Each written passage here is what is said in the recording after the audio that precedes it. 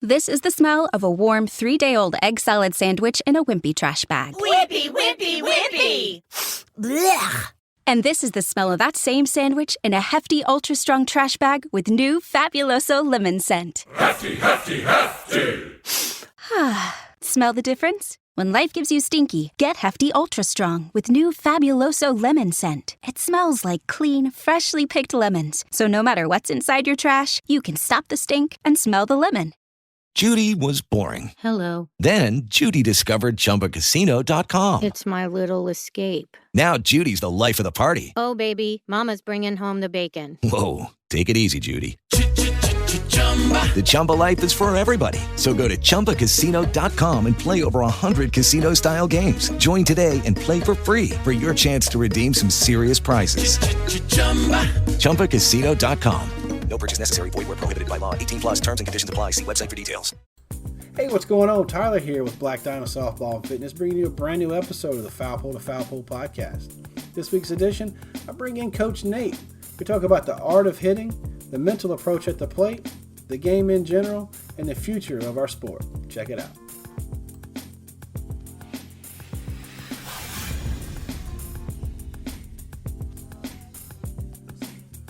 You played baseball. You've been in baseball quite a bit. When did you get going in baseball and go, you know what, I'm going to do this. I might be able to make a career out of this.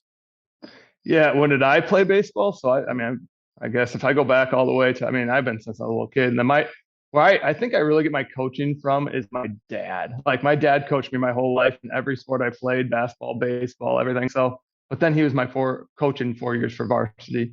So that was really, I think, where my coaching foundation comes from, because I started all 4 years at varsity, and then he just, he kind of left me alone, which was kind of cool. Like, he didn't push a lot of things on me because he wanted me to grow organically, instead of like making it his thing, even though he loved playing. He played in college and stuff too. So that's where I think my foundation really starts from. When I really look back at it, was my dad, but he still coaches me today. Like, I don't even realize he's doing it, but he's doing it, kind of deal. But yeah, then once I got to college, I got hurt in college right away. I think I had a torn tendon once I was in high school already, but once I got to college, it got worse and worse and worse. I could barely pick up a ball.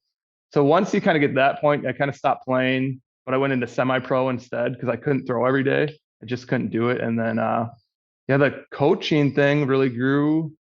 Yeah, once my daughter was born. Really, I never thought I would be a coach. I really didn't, ever. I just didn't have any interest in coaching other people until my daughter was born. And then I was like, all right, we got to get this going. I'm like, I got to teach her how to play this game, and I can hit, but I don't know how to show somebody else how to hit and teach them really what the fundamentals are with timing, with everything else like that. So once she was born, that really got me on my journey. And then, when she started playing travel, it's when the whole videos and stuff started happening, because I started working with our team and just showing them their swings, and people wanted me to post it. So, because they were like what I was doing. So it just started. So not having any plan going into it. I just started doing it randomly. It really was just such a random thing. And I did IT. So for like 16 years, I built computers when I was a little kid and stuff like that. And then all the way I went to school for computers, and I was working my IT job while I was posting videos. So I kind of like got into that because I was already doing computers, and I'd be sitting there with downtime, like working on servers and stuff. So just posting while I was working, and it kind of helped me grow that. And now all I do is hitting. Like, I quit my IT job. I just do this all the time. It's pretty sweet. I'm pretty blessed in that way. Yeah. It seems like it was a path that you didn't see coming, but it kind of came about organically, and just like molded into it. You just said it started with shooting videos, and it kind of showing the girls what they were doing. Do you think that's a bigger thing now, of course, with technology and how that's starting to help girls? Kind of they can see what they feel, if I'm saying that right. Yeah, I hope coaches are using that to their advantage, because it is this generation that we have all the way from, like, I coach college now, right? So even with them, they have to see themselves. I think even at a young age, it's a YouTube generation, the Snapchat, whatever you want to say, TikTok, whatever they're on. But they like to see things. I think they learn a lot from seeing, because that thing is on their face all the time. So I think you have to utilize it, but the best tool I always had when I was growing up was a mirror. And the next best thing is going to be a phone where you can actually record it, slow it down. I think Coach's Eye is just a great tool for that. There's another one, On Form, that's just coming out. That's a new one that actually shows the lines on you and stuff. But those things really, really do help them see what's happening in their swing. And when they can see it, I can ask them, what did that feel like, right?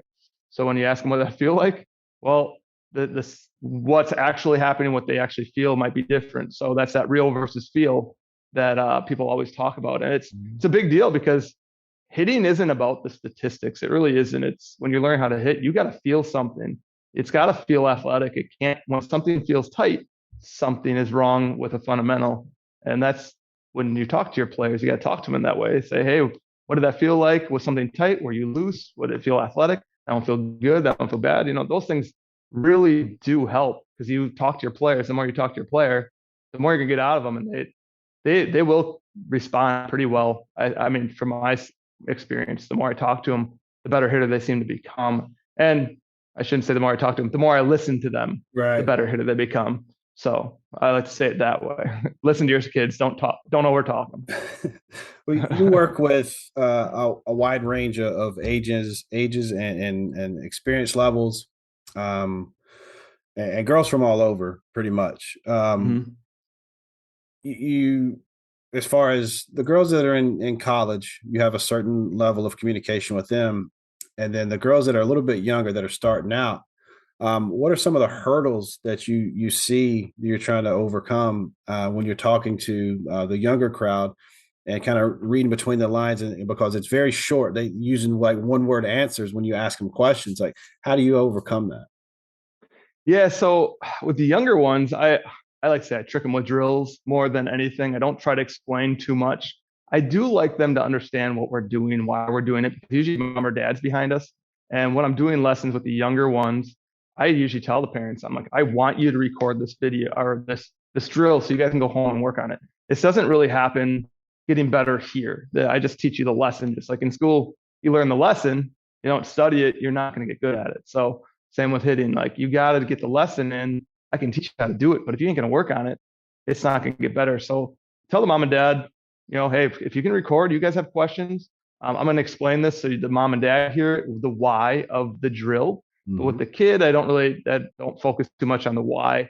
Say, we're going to do this drill. This is what we're going to try to do. We're going to sit in our back hip. We're going to drop back, stay behind the ball kind of stuff and just swing away. Because at a young age, the difficulty you have is they're not mature enough to really control their body yet. Most of them don't have the strength. Everyone's like scap load, or whatever the word you hear at the time.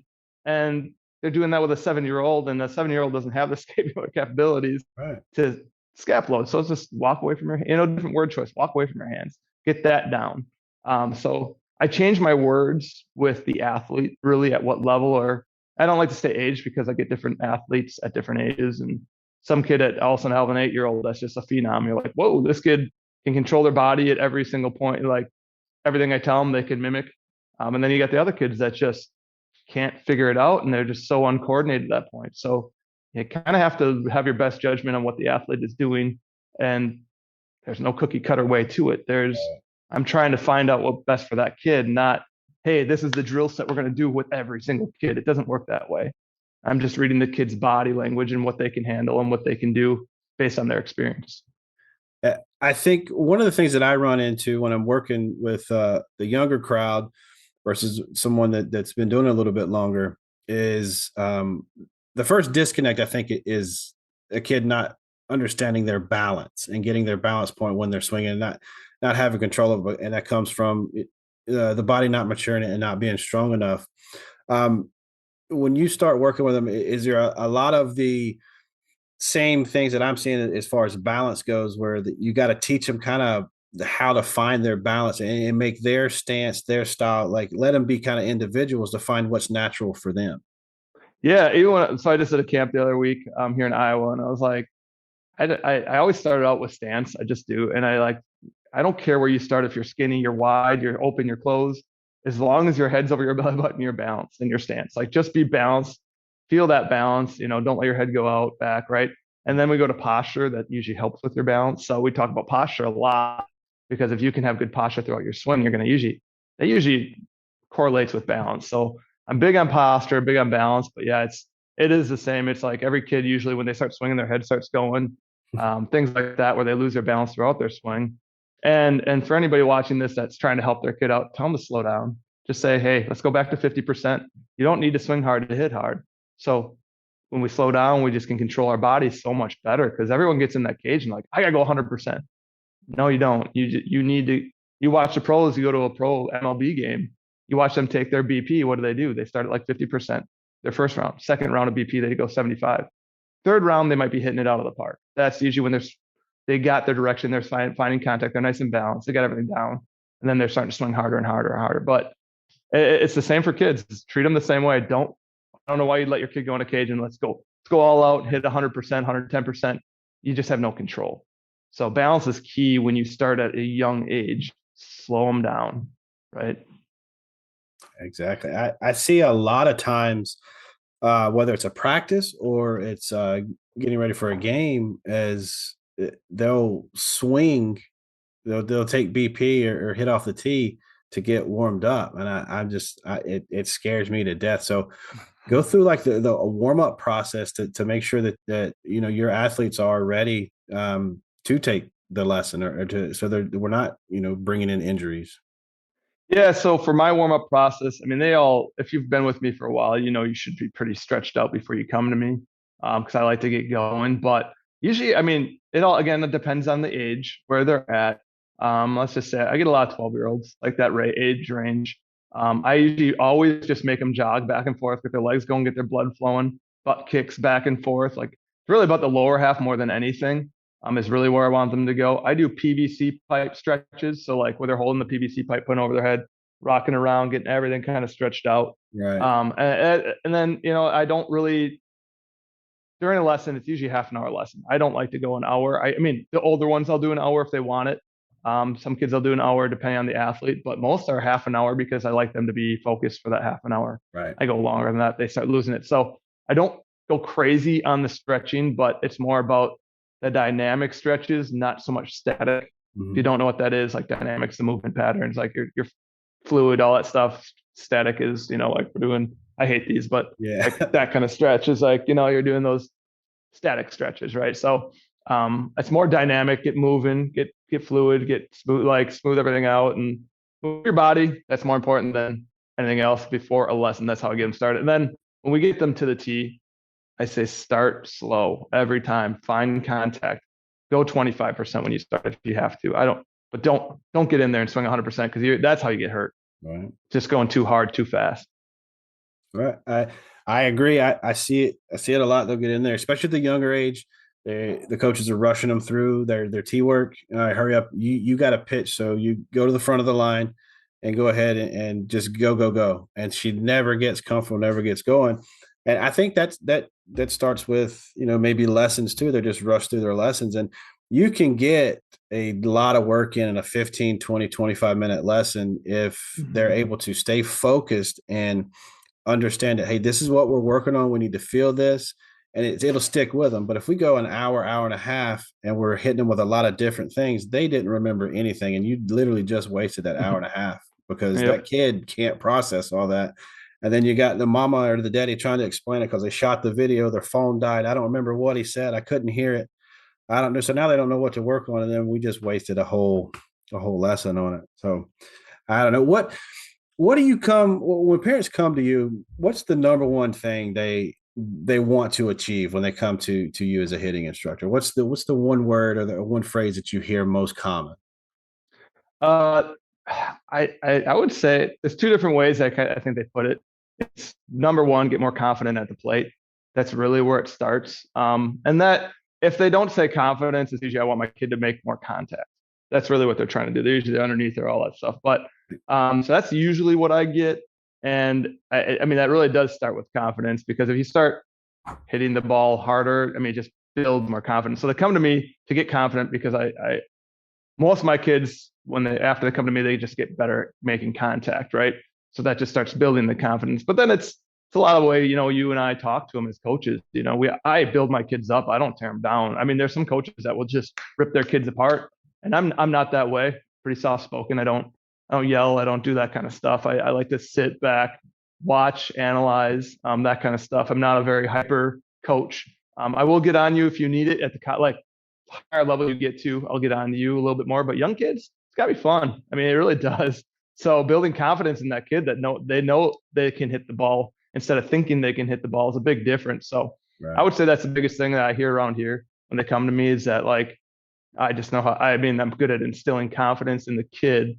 And even on like Instagram, I'll message them because they usually follow me on Instagram after a lesson. I say, hey, you had a great lesson. You're doing awesome. Just keep it up. And then just keep building on that confidence, even that way. So yeah, I don't know. I think that's so crucial. I mean, it's such a mental game. So the more confident you are, the better hitter you'll be. Confidence plays such a huge role in a hitter's mindset. And it's crazy that it's the hardest thing to build and the easiest thing to break. So a kid comes to you, she's going through like a couple of weeks and she's just not hitting the best and not hitting where she wants to be. You as a coach, as a mentor, how do you try to get them out of that and redirect that energy somewhere else? Yeah. So to get them out of it, I usually like to use a pro example at the time, like, right, I don't know, it was a couple months ago, but Mike Trout struck out 4 times in one game. And I'm like, hey, it's okay. Like it's the highest paid player in the world, right? And he just struck out 4 times, 2 swinging, 2 looking. It's going to happen to you. And that dude gets paid $430 million in his contract, right? I'm like, it's okay. It's going to happen. You got to, I like to use the flush it mentality a lot. That's what I was taught when I was a kid from my dad. Mm-hmm. So I'm like, yeah, flush it, forget about it. It's fine. Like, let's get back at this. It's out of here. No big deal. Let's get the next one. It's got to be a short-term memory kind of thing. So that's really where I take them first and foremost. So yeah, when I really think about striking out, or they have a bad week, even on a bad weekend, they'll come into a lesson. I had a bad weekend. I didn't hit anything, or I was rolling over and blah, blah, blah, blah. And I was like, what was your approach? We kind of talk approach to your at bat, and we'll kind of talk approach. What were you trying to do? And most of them, like, they felt pressure. They thought they had to hit the double. They had to hit the triple. I'm like, well, let's get in here and let's just hit a single. Let's find that barrel again. Let's work backwards. So, hit for your team. Don't hit for yourself. You don't need to hit the double. You need to get on base. And usually double or singles turn into doubles because you hit the gap, right? Because you're slowing down, you can see the barrel and you barrel it up more often. Right. So I actually got that from Eric Chavez. He said when he was actually here, because again, he's Eric Munson's best friend that I work for here in Dubuque. And when he visited us, he was just getting done with Mike Trout, working with him. And I'm like, how do you handle a personality like that? He said, well, when he was struggling, I just sat behind him for 20 minutes and watched him hit. And he was like, oh, my elbow's slotting great. I feel like my hips are coming through and I'm just not hitting the ball, blah, blah. He's like, how about you stop thinking and just hit a single to right field? And that's where they started. And then all of a sudden it was like rope, rope, rope. And he just kept smashing the ball in that practice. Wow. And he just had to get him away from the mechanics. Stop worrying about your mechanics, just hit the ball. So that's being a better hitter than a swinger, right? So I really like that message. That's always stuck with me that I got from that 6-time Gold Glove winner, Eric Chavez. Yeah, I'm lucky to have that resource. That's a good resource to have. I mean, that can go from whether they're playing Major League Baseball down to the little kid that thinks they've blown the championship because they went over and it's like the end of the world. I mean, the kids these days they're trying to figure out the best way, the fastest way to get to a point, and it's hard for us as their mentors and coaches to kind of slow down that process. Like, you're going to go through this, and this is what makes you a better player. So going 0 for 4 today is going to help you go 3 for 4, 2 weeks from now. Yep. So, you're in the college ranks now. You're coaching the college ranks. Where are you at, and kind of what's your position? What's your role? Yeah. So here in Dubuque, Iowa, I'm the hitting coach for the Fastpitch team at Loras College. So we are a D3 school. All the schools here are, well, shouldn't say all of them. 2 of them are D3 and one's NAIA. So Loras College is where I'm at. I'm, again, the hitting coach for that team. So I work with them like individually, those girls, 3 times a week. They actually get individual lessons, or sometimes we'll break them into groups, and all depends, but it's all day. And they come throughout their classes and stuff like that. So I would like to say my role is a hitting role, but as last year was my first year doing that, they just kind of offered me the job, which was really cool. They kind of came to me and found me, and it just worked out really well. So But I started to learn at the college level, it's not so much about the mechanics, it's so much more mental. And all the girls at the end of the season, they said they really liked it because when they'd come in, they could kind of vent about their classes or whatever else. Like we have a hitting room, and it was kind of their space. So it's really different at the college level because they are dealing with classes, they're dealing with everything else. They've got boyfriends and work and everything else going on, and like their getaway is that hitting room, and they just, if they're having a bad day or something like that, they get to go smash some balls, and they really enjoy that. But we had really good conversations, getting, like just me getting to know the girls, and again, they all said it was kind of their therapy sessions. That's kind of how they took it, was coming to the hitting room, get some therapy from Coach Nate. And it was fun. It was really a good year. We were ranked 22nd at the highest point of our season in like mid-April, we were 22nd. And then, we just had a really good year. From the previous year, they were like 2-27. And then they brought me in and we went 22-10. But I mean, it was a bunch of factors. We changed the culture. Culture is big in college. Like, again, I don't care where you're at what level, culture is a huge deal. Absolutely. So we weeded out the bad ones like that were just creating some tension. Actually, the coaches didn't do it. The girls took care of it themselves. They got rid of them. Even though some of our best athletes, we got rid of them still, even at the college level. It just made us so much better. So, but you got a lot of things you got to deal with. Like my book right here, that was like, I'm like reading this thing for all of our college girls. And we have a whole pamphlet of things that they need to go through. And it's different, but I absolutely loved it. Like, it was such a good change for me. And I'm really enjoying the college life. Like, those kids are just so fun to work with because, again, once they get older, you can manage your body better. They're working out, they can control things. And they respond better to what you're trying to tell them because they can control their body just better than the young ones. So it's a good change, man. I think that's awesome. And, us as coaches, doesn't matter the sport really. A lot of times, how we respond, how we listen to them, and just give them that outlet, and kind of let them decompress and let them have a safe space, just so they can vent to whatever. Not a mom or a sibling or something like that, but somebody from the outside world, and you can kind of talk to them, and they can tell you some things that they wouldn't tell anybody else. But it builds that trust factor. So when you have that trust factor, then they're going to believe in that process. And you have such a huge following on social media, and I think that has played a big role in how we are able to get to your lessons and listen to you, how you communicate with these girls and stuff. How has that affected the college athletes that you've come into play with? Because of course they're on social media and stuff. How do they feel about it? It's Coach Nate. He's our hitting guy. I don't know if I got enough feedback on that one yet. I mean, I think they enjoy it. They like to see the stuff, but a lot of them, they follow me some follow me on Twitter, some on Instagram, some on Facebook.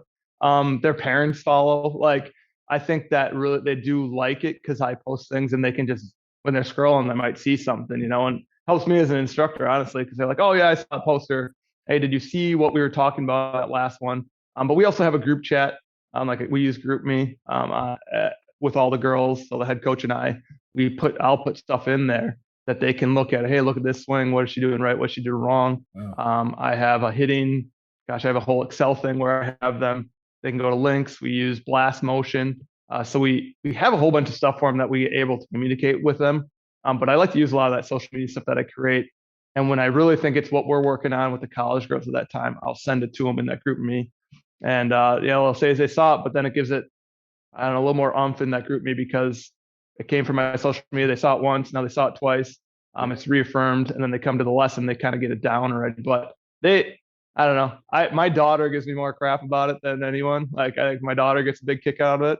She calls me hitting Coach Nate, and I'm like, oh my gosh, my own kids call me this. Oh, but it's just like, okay, I'm dad still, but she's 15, so that's a different world for her too. I think she gives me more gruff. I think this year maybe the girls will give me more stuff on it because it'll be my second year there. The first year, I think they're still building that trust with me. But yeah, when I came back, we had a prospect camp for all of our prospect kids, and the girls that were there were just giving me a bunch of crap and just having fun with me the whole time. So it was fun. We had a blast, but yeah, it'll be more and more, I think, as years go on, because I plan on sticking it out for a while because I do really enjoy those kids. Yeah, it's got to be fun being around it. I mean, doing what you love. You mentioned blast motion. Uh, how big of a role as technology got right now and what you do, and where do you see technology moving as far as softball and sports of the like? Yeah, so technology has a role. It really does. I mean, I started with hit tracks before I got to blast motion, really. So we had hit tracks in our facility. We were one of the first ones to do that, and just understanding what all the metrics meant and what we're looking at and stuff like that. But as that got, I was using it. I found myself using it too much, where the kids were looking at the screen. What's this? What's that? Instead of like, how'd that feel? You know. So technology has its place, but it can't take over feel, I think. I think feel is still more important than all the metrics, right, to the player. Right. So there's different ways you can look at it as a coach. I like the metrics. I want the metrics so I know how to work with that player better, but I don't want that player to worry about their metrics, if that makes sense. Yeah. So if the player is worried about, like, I mean, you hear it all the time, if they start thinking about their batting average or their slugging percentage or whatever, how many doubles or triples they're getting, they start to slump usually because now they're worried about the end result, right? So instead of just going out there and competing every at bat, but I as a coach, I need to know what their on base percentage is. I need to know, like, if one kid is just all of a sudden ripping the ball and they weren't before with their blast motion. Like with blast motion, what I do with my college girls, we have the 3 metrics. We have on plane, connection, and rotational scores. And this whole summer, I made a spreadsheet for them. I'm like, I need you to put your numbers in there if you can. You know, I can't force them at D3, right? But here's a spreadsheet. You guys all have your blast motions with you at home over summer. When you get those numbers, put them in the sheet. And I want you to get your lowest number, and we're going to work on that. And here's all your drill sets that we do. I'll go to the rotational stuff, and then bam, work on those. Get your rotational number, get your worst number up. You're only as good as your worst number, right? So that's how I view it. And then the rest of them usually start to take care of itself. But that's how we attacked it. But it has such a big role in that way. So I think the virtual reality stuff is really cool too. I think that's going to take more. I think that's going to come up and up. We don't have one yet. I'd love to get myself a VR headset. I have a buddy that has one. They love it. I have other coach I talked to. They love it. But I also have players that have tried it and they just hated it. So I think that's an individual thing. Like, is it good for you or not? Like, what is your kind of approach to how you go through hitting? Because as you know, I know you played, I'm assuming, right? When you were growing up your whole life, right? I had a routine that I had to see machine before I hit in a game. I needed to see speed. Give me gas. I want to see 90 plus, and I better be able to hit that before I get into a game. Otherwise, I'm not ready to go. So T-work didn't work for me before a game, but machine did. And I don't know if virtual reality takes a place for those things. Some guys might need to see virtual reality, see some live pitching before they get into the game might be helpful. So I think that's going to take a role. I think that's going to take over some things, especially here in the north where it's getting cold. You know, like it'll get really cold quick. Can't get outside. Can't get as much live. So it's going to add to the list of tools that I think us coaches can really use for our athletes. So that's kind of where I think the virtual reality is going to start taking off, and pairing it with blast motion, pairing it with hit tracks, like all the things you're going to start seeing combining, I think. But feel still is better than anything for me, for my athletes. Yeah, I think that virtual reality stuff, it's coming. I don't think it's out enough to where they're getting enough feedback to kind of make the changes that they need. I mean, it is what it is. And I think it needs to be combined with something. But then you got the expense thing too. And there's so many teams from all over that just, I mean, are they going to be able to use it? So I think in the college ranks, it'll come there, the ones, the facilities, the teams or whatever that can afford it and then use it. And then that's when they're going to be able to tweak and make their changes and make it affordable to the travel, to the club teams and stuff like that. I think personally, I would love to do it and see where I'm at with it and then be able to use it myself and use an instructor using these different tools and stuff. You got to get your hands on it. And then you've got kind of like the guinea pigs to okay, this works. I can do it, but it's hard for me to teach somebody else how to do that. And so like, whenever you're learning these new things or seeing these new things that can help out, how long does it usually take before you're comfortable with it? And is some stuff you just throw the side like, hey, it doesn't work for me. It's a great product. It works for somebody, but it just doesn't work for me. Yeah. So I guess if I go to the pro let's go to the technology part of it first. So blast motion took me a little while because I know I wanted to understand the technology. I needed to know what I was looking at. I didn't even know how to like really use it at first. I put one on the bat. I started to take some cuts, see where my numbers were at. And then, I was just like, okay, let's go from, sorry about my dog over there. If you can hear that. Anyways, I started using that, see how that worked for me, and then learn more and more. And then talking to Munson, how they use it with the Cubs, and getting to know all this data that I needed to bring it in, like how I could enforce it on somebody else. But individual lessons, if they bring it in, I know how to use it, but I don't. This is the smell of a warm 3-day-old egg salad sandwich in a wimpy trash bag. Wimpy, wimpy, wimpy. Blech. And this is the smell of that same sandwich in a hefty, ultra-strong trash bag with new Fabuloso lemon scent. Hefty, hefty, hefty. Smell the difference? When life gives you stinky, get Hefty Ultra Strong with new Fabuloso lemon scent. It smells like clean, freshly picked lemons. So no matter what's inside your trash, you can stop the stink and smell the lemon. Hello, it is Ryan, and we could all use an extra bright spot in our day, couldn't we? Just to make up for things like sitting in traffic, doing the dishes, counting your steps, all the mundane stuff. That is why I'm such a big fan of Chumba Casino. Chumba Casino has all your favorite social casino-style games that you can play for free anytime, anywhere with daily bonuses. That should brighten your day a little. Actually, a lot. So sign up now at ChumbaCasino.com. That's ChumbaCasino.com. No purchase necessary. VGW Group. Void where prohibited by law. See terms and conditions. 18+. Like add one to a bat in an individual lesson. Right. Now at Loras College, every single girl has their own blast motion, so I can use it. I can utilize it.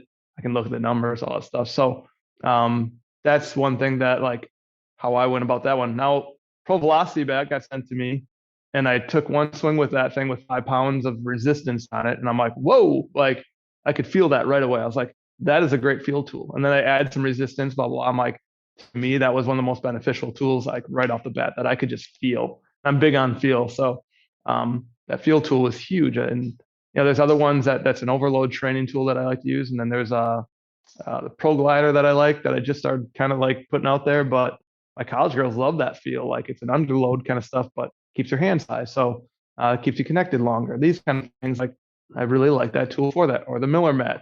Put my foot in that thing. I took swings before I use it with anybody else. I'm like, that's the first time I really felt my front side working, my hips working properly. Yeah. And like I will know instantly for most of it, but the technology stuff, I really got to dig into. Like that's very different on how I approach those tools compared to actual bat or swing tool or whatever I'm using. So yeah, I approach them different depending on if it's technology or not. I think that it's always going to be like that. Something that we can get hands on and it feels tangible. We can kind of get a read on it. But then like technology, it's going to take us a little while to get used to using it. And then we have to be able to learn it well enough to where we can teach it well enough. And then you also have to get the crowd to buy into it as well. So there's enough feedback on that. If somebody came to you today and said, hey, my daughter's never played. We just bought her a bat, and we want to start her in lessons. What's your response to that? Because I'm sure this isn't the first time you have been asked that question.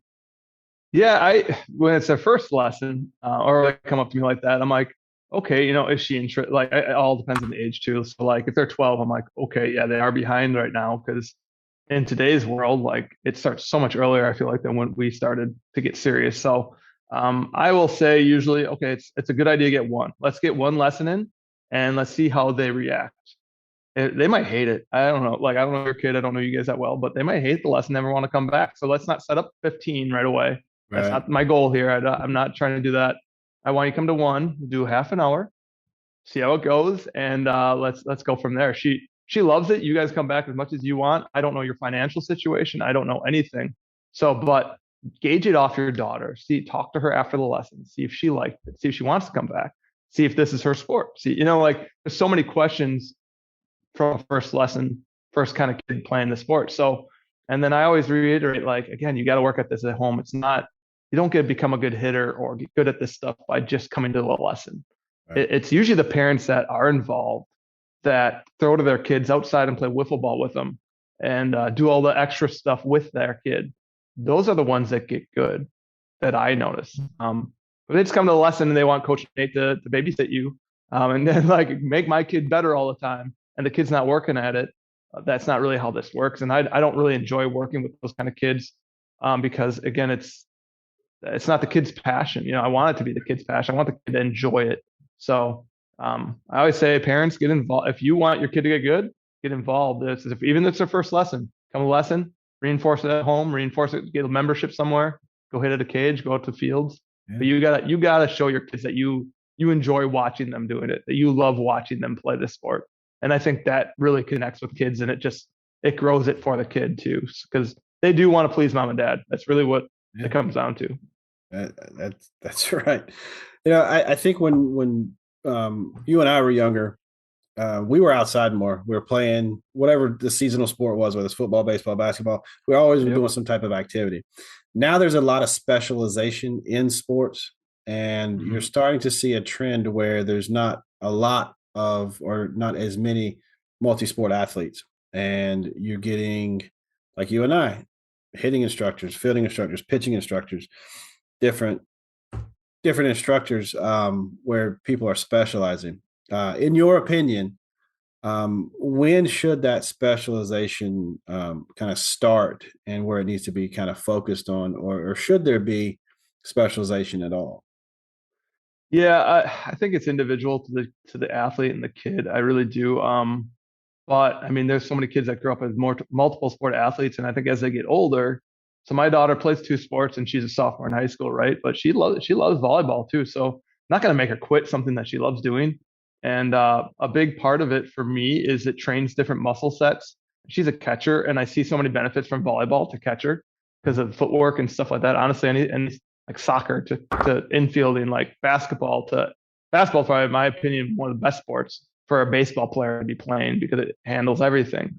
But I want her to be moving in different ways. I want her to develop different muscles in those other sports. So I always told her, I'm like, you play it as long as you want to. If you hate volleyball, I ain't going to force it on you. But so there's different ways to do this, right? So I say, like, they can play as many sports as they want to play up until like 12, 13, kind of 14 years old is kind of where I range it, depending on the athlete, depending on what they're telling you. And then talk to your kid. That's a big deal. But then from there, I mean, if they're serious, they want to go to college and they want to play softball or baseball as a college athlete in D1 or whatever it is, and that is their goal.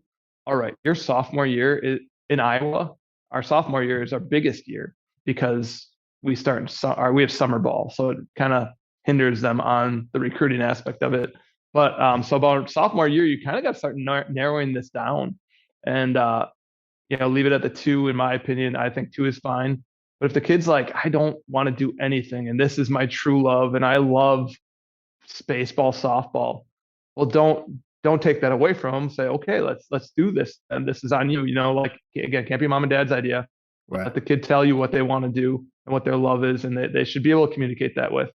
But now, if you're only doing the one sport, you got to be doing some kind of, like, around here it's called BBA, or like a workout program or something else to develop other muscle groups. Because if you're only playing baseball, only playing softball, whatever that sport, and you're only doing those muscle movement groups all the time, that's when injury starts to happen because you're not training the other muscles. So you got to be doing something else. I mean, you got to be running, you got to be doing all that other extra stuff to keep you athletic in different ways. So that's why look at football, 98% of football players were multiple sport athletes that go into the NFL. Yeah. Like, they all played multiple sports all the way through high school.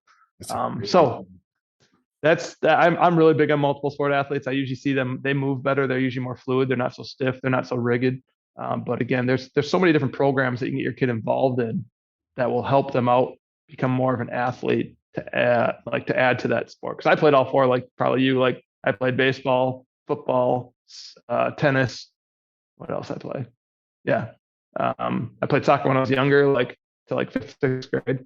So yeah, I played all sorts of sports, and yeah, it helped me out with my baseball skills. It really did. All of them did. So yeah, that's what I think I was. I agree. I eventually got to a point where I did nothing but wrestle, but I had played all the sports up until, and I was doing like 4, and then it went to 3, and it was just like the timing, and then it went to 2, and then eventually it got to wrestling. And I had a lot of my buddies, they were 2 sport athletes, 3 sport athletes, and doing different things. And recently I spoke to a parent, and they were asking me about playing multiple sports, and how do you find the time and this and that, because it's almost like keeping up with the Joneses. If we're not playing, we're going to miss out, or we're going to fall behind, or we're going to do something like this. And I tell them, each family, each kid, that they're all different. So if it works for you, do it. Don't worry about what everybody else is doing. You're not going to fall behind if your 10-year-old isn't playing softball or baseball year round. It's just not going to happen.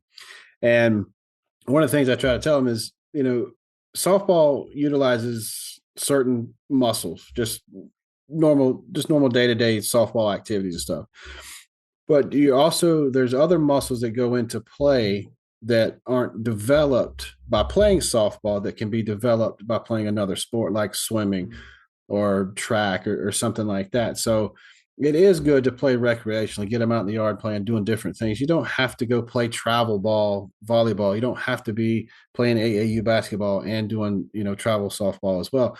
You can do it on different levels, just, understanding you don't have to do it constantly. You don't have to be swinging a bat 10 months out of the year and that's what it takes to be good during that season. It doesn't have to be. So when you talk to parents about being multi-sport athletes, are you seeing it now where that specialization is starting to happen sooner? Yeah, I think the parents get fixated on my kid's better at this sport, and I want them to go D1 or I want them to go wherever. But I think the parents are forcing it too much instead of just letting the kid finding the love for the sport naturally. And I mean, it's a tough line. I mean, it's really hard for us parents because there's my own daughter. Like I look at her and I'm like, when I tell her to go outside and hit, that's not the kind of kid she is. She won't go out there and just hit. But if I get her out of the house and go to the facility, she'll work and she'll hit and she'll do everything we need to do and blah, blah, blah, blah, bam, bam. She just needs to get out of the house. Like that's just what she is. But I have to guide her in that way. That's just how it is, right? Mm-hmm. But I was the same when I was a kid. I didn't like to work at home. My dad would always say, hey, go take 50 swings outside. I'm like, no, like, I'm going to watch whatever on TV here. But I think that's a bigger issue now. Like, so if you're going to be an individual kind of sport and you're going to play one sport once you get to high school or whatever it is, the biggest issue is being lazy when you're not playing that sport. Like that off, if you're going to take a break in that off time doing absolutely nothing, that's going to hurt you more than anything. Go do something. I don't care if it's go play basketball at the Y or something. Go be athletic somehow. So you're still continuously moving. So just you got to know your athlete, you got to know your kid, you got to talk to them. Like that's the bigger deal. I'm not going to tell you what to do with your kid. You can ask me for advice and I'll try to give you my advice. And there are also suggestions that we do as coaches. Right. But again, I think the better relationship you have with your kid, the more you talk to them, the better it's going to be for you. And that's probably, I think, where parents and kids like get that disconnect where they're just not talking to each other and you force things on them that they don't want to do. That's where kids start to falter out of the sport or fall away from whatever it is. And then it's like tension in the house or whatever it is. But talk to your kid. That's the best advice I can give you. Always speak to them what they're going through.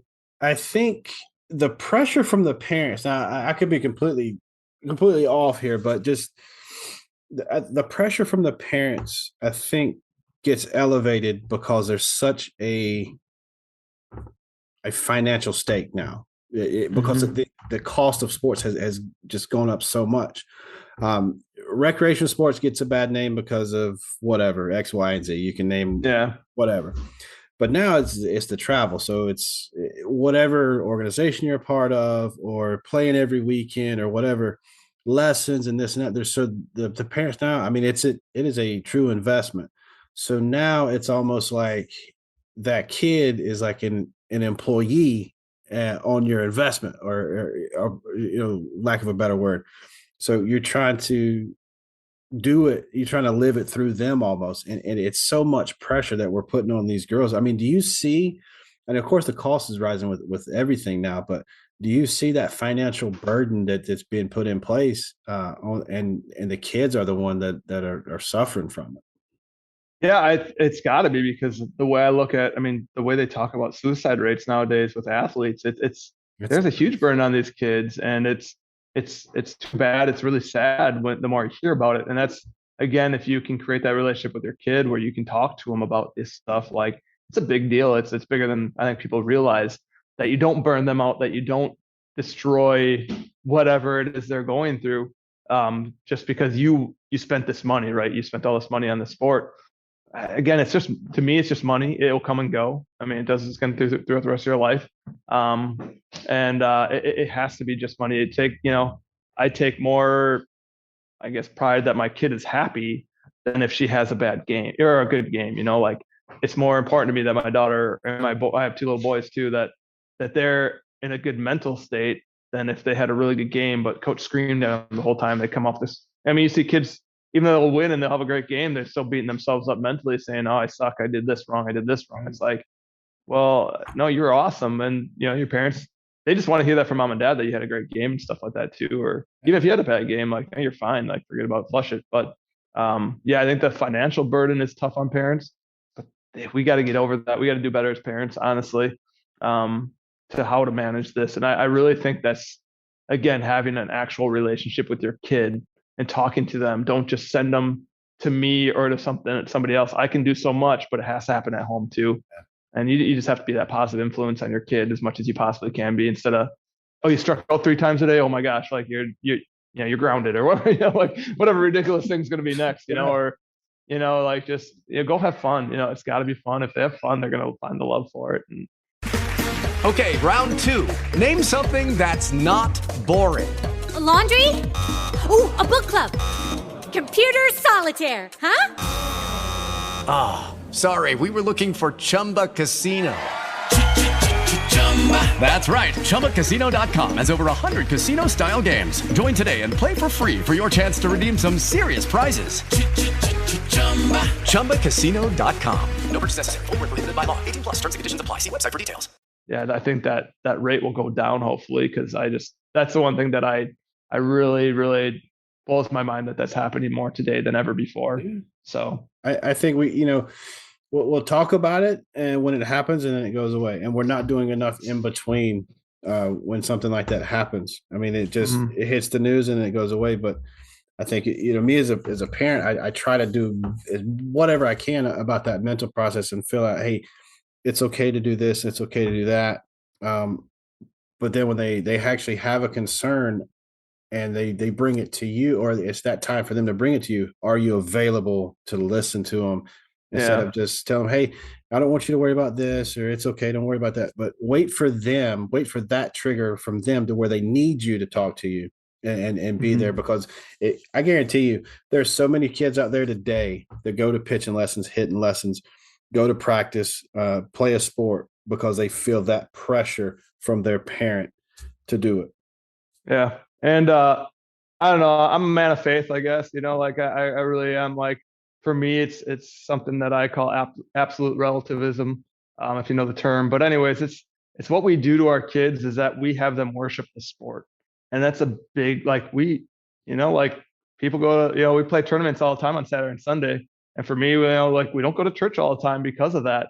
It's like I'm kind of putting the sport in front of God a lot of the times. And I'm like, for me, that's kind of a big deal. I got to change that as myself, right? I got to realize with my daughter, like, oh, we need to get to something else. Don't worship the sport. Like, I'd rather have you worship a God. Like like for me, being a Christian, it's worship God over the sport. Because if the sport doesn't work out in the end, like, you got nothing. You are, like, your life is ruined, is what I think is happening.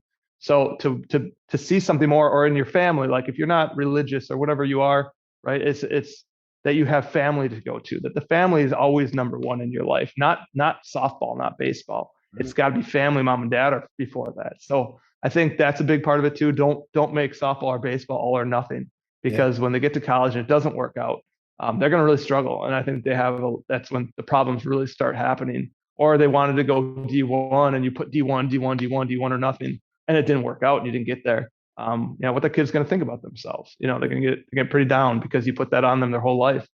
And that's all they look towards, instead of, my family's number one. That should be my main concern, or school, or, like my grades, or, something else that's a bigger deal than the sport. 'Cause it is just a sport. It is just a game at the end of the day. And we got to take away that pressure from those kids by letting them know that it's not all or nothing. It really isn't. It's got to be their love. It's got to be everything else. Because the kids that I know that go D1, they love the sport. They really do. They love the grind. They love it more than I love it. Like, I never got there. I played D3 baseball. It's like I got there, but I didn't have that work ethic. I didn't know what it looked like. But those kids out of our facility that are going D1, it's amazing to see the love that they just go there at 6 a.m. and just go hit or just catch off a machine. And it's amazing to see. And they're doing it on their own. It's not because mom and dad forced them. Right. Because they wanted to do it, So I think more kids would get there to that point of doing it because I want to do it if there wasn't so much of pressure applied at a young age, and it feels like a burden to them, and they never get to that point where they enjoy it, because softball is a wonderful game. It teaches us life lessons just like baseball and other sports too, and that's why I love the game so much.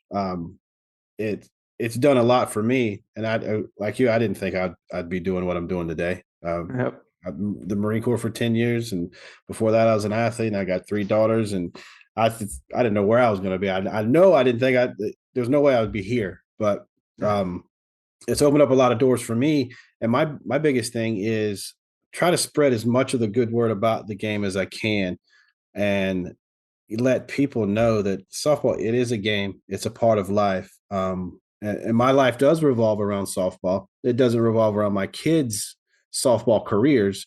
It's the game itself, because there's so much, there's a lot of influencers out there that are doing it big. I mean, you look at the popularity of the sport now compared to when it was a couple years ago.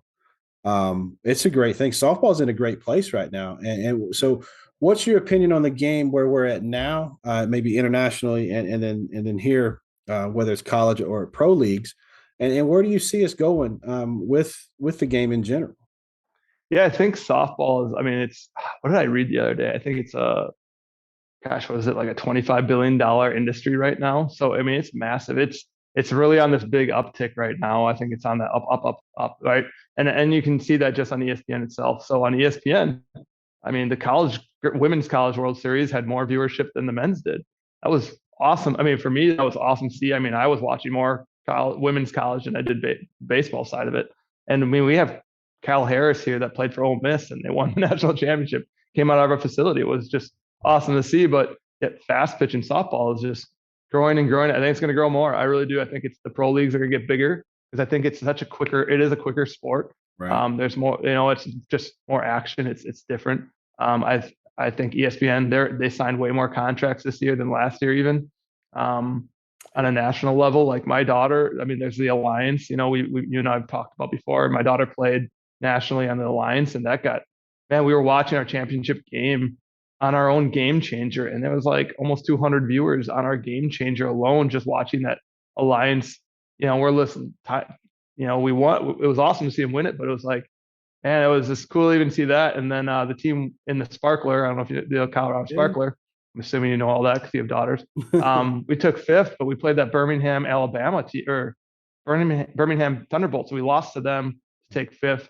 And it was still awesome that they did that. But that team was just on ESPN the other day. I was watching them, and they won the PG National Championship. I was like, holy cow, like these girls are all over on TV now. And I just don't think you'd ever see that before. Other than the Little League World Series, is all you just saw that. But now they're putting it everywhere on ESPN Plus. Fastpitch is going to grow and grow. You can see with the bat prices alone, like before a $300 bat was ridiculous, and now we're going up to $450, $500 for a bat. You can kind of see how fast the game is growing, because just the cost of those bats are skyrocketing. That means people are buying them, and they want the best of the best for their kid, and they're willing to spend the money. So I just see it going up and up and up. I don't. I hope that like on a world scale, I really hope that they really push the Olympic stuff, because that was fun to watch. Yeah. That was really cool to see, and I think the viewership for that was awesome. I just hope they keep pushing that stuff, because the Olympic stuff was huge for the sport, that they actually did that this year, because they were going to take it out. I don't know if they're doing it the next one. I haven't heard anything yet. Have you heard about that? I don't know. It's talking to some of the people that I have. There are a few countries that are that push it, like the U.S. And then there's just some countries that have no idea what the game is. So they've got to get a bigger following internationally. I think to sustain it on the Olympic level, because you only have so many teams. I think this past year there was past Olympics there was like 6, if I'm not mistaken, 6 or something like that. So they want to open the field, but they also know that You don't want like the 1, 2s, and 3s just killing the 9s, Yeah. 11s, 12s teams. I mean, so, but I think the more eyes that are on it are a good thing, and I think it's just going to continue to grow, like you're saying. I mean, I have a lot of buddies from all over, and they stream their games, whether it's Facebook or on YouTube or their Game Changer. We cast it to the big TV in the living room, and there we are. I mean, if we're not playing or if we're not practicing, we're not having something going on, there we are watching buddies, teams of ours and girls that we know, and we're playing. Our girls, they both have Game Changers on their phone. They're keeping up with their friends. They're able to, even if the game's not streaming, they're still being able to keep up with the play-by-play. And it's just it's cool to see that what we're doing is as a sport in general is having such a positive impact. And I think globally, I think it'll get there. Just like basketball, but I mean, it could be years down the road, but I think it's something.